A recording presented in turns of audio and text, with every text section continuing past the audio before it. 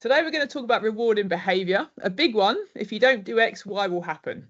Star charts sound simple, even positive, but how does this seemingly innocent system actually work, especially in settings like hospitals or places where people are cared for, schools? And what are some of the subtle ways we can do this without even realising this? Kathy, you work in such settings. Do you notice anything with your staff or even yourself?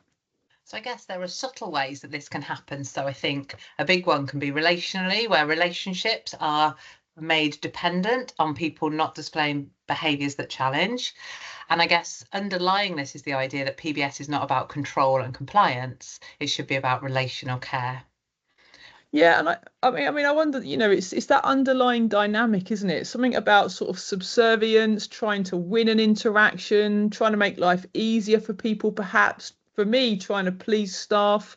But ultimately, it was always to kind of, get something like being allowed for me to sort of go outside or, suppressing my own needs and desires to even just have a relationship with some staff, actually, even just to win their time.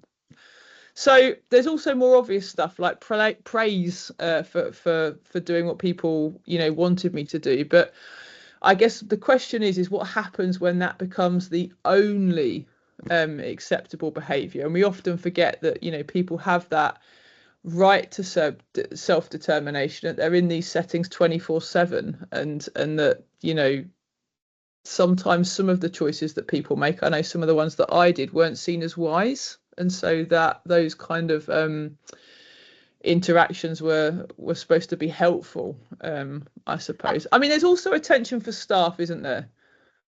Yeah, I And think they there want is to be in attention for control. staff. They want to manage risk and be seen to be good at their job.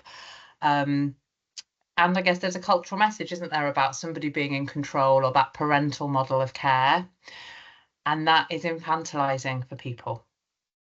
Like a parental dynamic kind of thing. hmm hmm What do you reckon some of the solutions are? So I think one of the solutions is people being aware that this can operate and that it can operate in subtle ways. It can operate even when people are trying their best, even when staff are trying their best.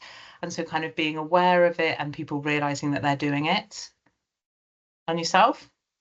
I guess the knowing about the impact on people, I think, can be helpful. Like you were saying earlier, what interesting to me about how we create this dependence. When we're dependent on people for food, for water, for clothing. I mean, I certainly was.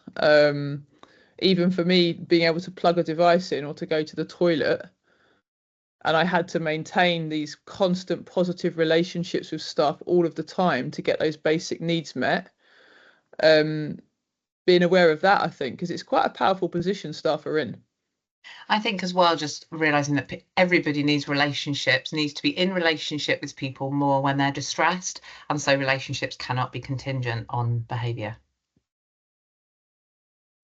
Well, thank you. Thanks everyone for joining us for this episode, and see you next time.